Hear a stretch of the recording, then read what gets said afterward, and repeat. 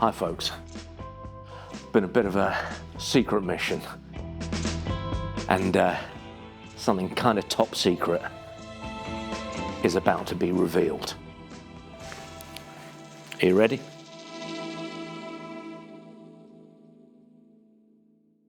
Hello, great to be back. Sorry about the big long gap in coming to tell you things, but my God, life has been complicated and busy in a good way. I mean, ups and downs, but a lot more ups than downs. But happy to be back. We actually had to do this as an emergency meeting because something very important has happened. Well, is happening. It's super cool.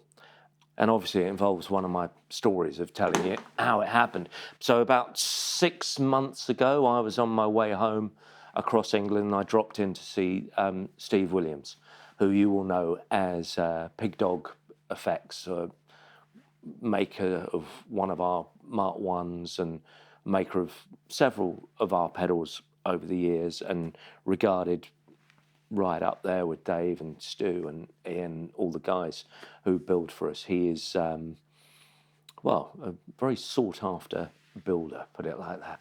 But we were sitting down in his workshop, chewing the fat, talking about skateboards and pedals and amplifiers and getting nerdy. And he said, and have a listen to this. And he pulled out a box, unmarked, and I plugged it in, and it was a fuzz pedal like I'd never, ever heard before. It was a very unusual sound, almost like a Mick Ronson cocteau sound, but with a real 70s vibe to it. And I said, wow, I said, that's really special. He said, yeah, it's interesting, isn't it? And I said, it's not one of our circuits, is it? And he said, well, sort of. And I said, well, what do you mean, sort of? He said, well, it came out of the Colorsound factory. It's a thing called a Colorsound Distorter. I said, oh, well, that's Colorsound. We're two guys who worked with Uncle Larry. It was a guy called Alan Harding and Doug McDonald, and they were responsible for a lot of our later pedals, Super Jumbo Tone Bender, a lot of developments with the things like the era, the Diphthonizer and Vocalizer, and dare I say the Gigster happened all around that era. So sort of 73 to 77. And at one point, they had a short run of pedals called Colorsound, which I believe were made in the Colorsound factory, but with them trying to promote their own company, totally with Larry's blessing and support. They weren't doing anything dodgy. But it never took off. And I suppose Colorsound at that point was absolutely in its heyday and doing great things.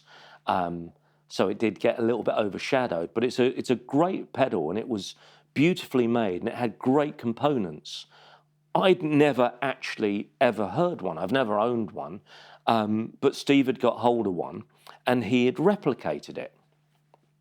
And I went back to Steve McCary that day and I said, look, Steve's got this really cool pedal thing going on, Colorsound. Now, Steve worked in the Colorsound factory. I didn't. I was always in the shop, on the shop floor. Steve was there. He said, yeah. He said, I remember that happening. They also made a few OEM pedals for different companies, most notably Orange. They made some pedals for them. And I said, well, do you think we could make it as a Colorsound pedal? Because we don't like to copy other people's circuits. We feel we're copied enough. We don't like it that much. And he said, well, nobody else is making it. And they were an integral part of Colorsound. So it is kind of, I think there's enough link there for us to make it without feeling bad. And so I said, yeah. I said, if we do a small run, I think the world needs this pedal. So I went back to Steve and said, look, let's do this, but let's make it a proper Colorsound project and a proper Colorsound product. And he said, I wouldn't have it any other way, Ant. He said, I don't want to make it as a as a Steve Williams pedal, I'd love to do it as a Colorsound pedal. So it was agreed, we did it, and I hope everyone is totally cool with that. I think you will when you see the outcome of the pedal. So what happened? Steve got all the top components. He found, he made the circuit board, the PCB, from scratch, all etched himself. He said it's got more components on it than any pedal he's ever made. By the time he's finished them, he's going to be, well, fed up with making them. He managed to find the exact original same switches as we use, the big clunky mechanical switches. We exhausted the supplies of the case that was made, and we then went to Alan Murray, who's designed all our pedals from 1969, to make a new logo for it. So the really exciting thing as well is I called Steve last night and said, are they ready? And he said, not quite. And I said, Steve, the guys are free to film tomorrow. Can we get it? So this morning, he's dropped the pedal off, and I am about to see it in its finished form. All I've ever seen is the prototype. But today, I see the real thing, and I think that's pretty cool. So if I may, I will take delivery of the new Colorsound Distorter.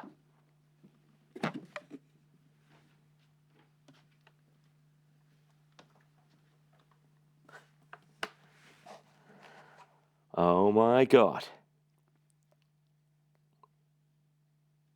Pretty damn cool. That is totally mad. Totally mad. I suppose you want to see it as well, do you? Okay. So when I last saw this, it was a little plain box with a circuit inside it. Of course, I've seen the artwork and the ideas. What actually happened was I designed the logo for it, and everyone said, I did a little mock-up, and everyone said, yeah, very nice, Ant, but I think you'd better call Alan Murray. He's an artist. Anyway, look, here's the outcome. I mean, how gorgeous is that? And it's all mad. The dimensions are crazy. It's like too tall, too squat, too squished. The knobs are in a weird place. But that really does look like it's just arrived out of 1974, doesn't it? Oh, yeah. Gotta love that. So the Colorsound Distorter, new product. It's going to be 50 for the world. We should have them in the next few days. So this morning, that box arrived with this one. This is number 5. Oh, God, I'm in love. That is so cool. My logo for it was like this little distorted little thing. But, you know, it's just genius, isn't it? Shall we have a listen? Shall we have a listen? Shall we have a listen? Yeah, okay, let's have a listen.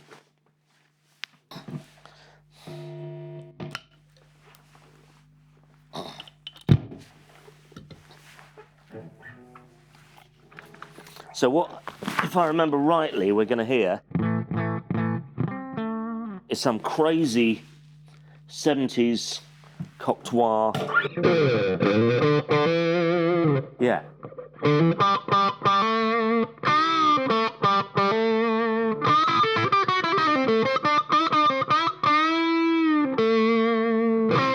So that's what my telly's sounding like at the moment.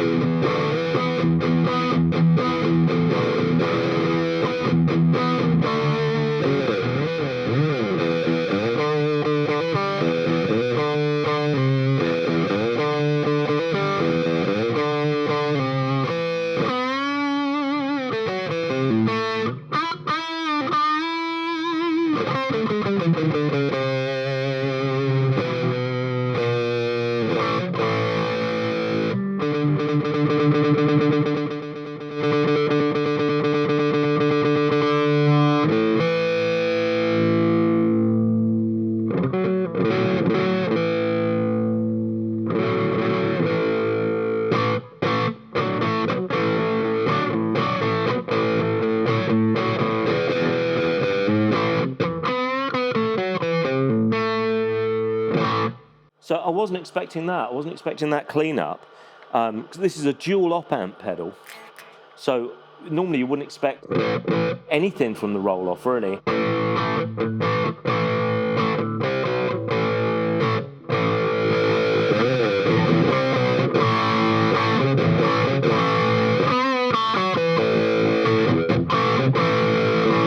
I think the thing about it that makes it so different is there's this incredibly attacking, almost clean sound that shines through the fuzz.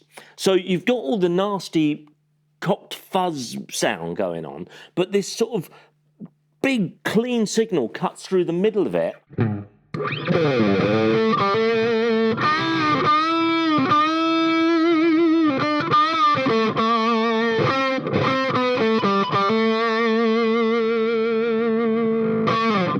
So there's this tremendous almost precision to the sound, especially with single notes. That's really nice. And as I say, it's really different.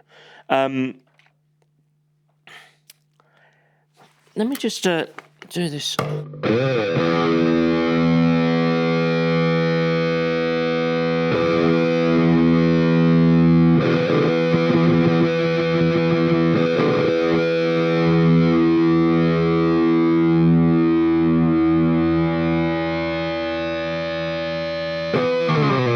It's amazing. It's vowliness. It's like someone throat singing through a pedal. It's got raw.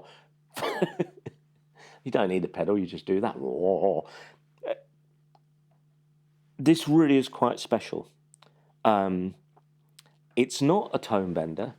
I suppose the closest dual op amp, the closest thing is an op amp Big Muff, but it's not a Big Muff.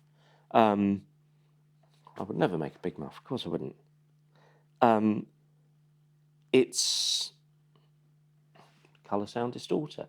What can I say? I think we should have a quick look inside. When you get a pedal from a guy like Steve, the calibre of workmanship is amazing. And obviously it's great to play it, but it's also a wonderful thing to look at and see how it was designed and built. I know Steve went to the ends of the earth to get the best components available, and he got very excited about the switch. My goodness, the switch is a big, mechanical, clunky switch, so it might be a little bit noisier than switches we're used to, in a really modern pedal. But you know what? It's going to last forever. They're fabulous switches. Oh, that's nice. Signed inside.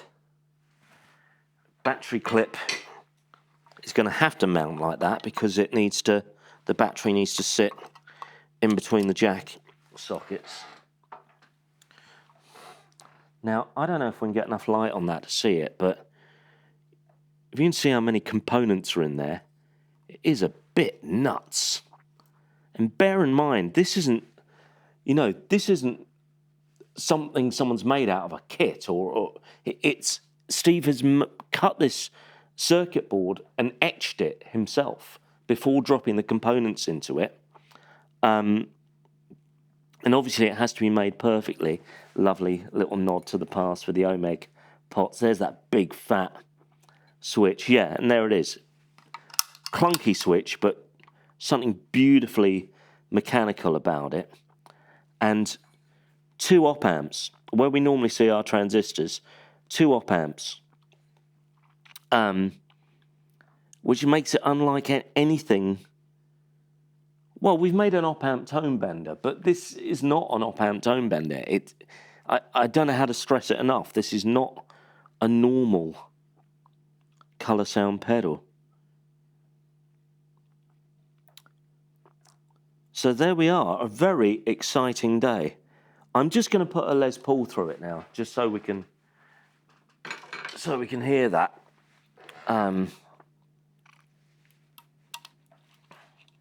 I'll leave that like that. Chuck that in there. That in there. And I'll just grab my Lester. We'll just hear it with a humbucker. Because I can't help thinking, you know, Cocteau, I think sort of Mick Ronson. And I sort of think, if this pedal was around in 73, maybe he didn't need a Mark 1 and a wah-wah.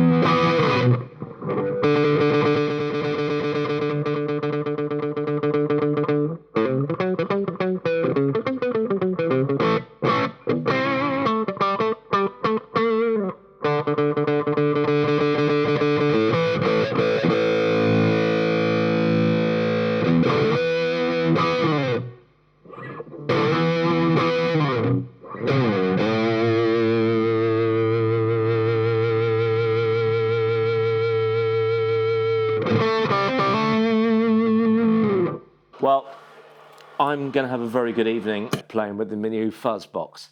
And let's face it, there's a new blue pedal in town, and it's called the Colorsound Distorter.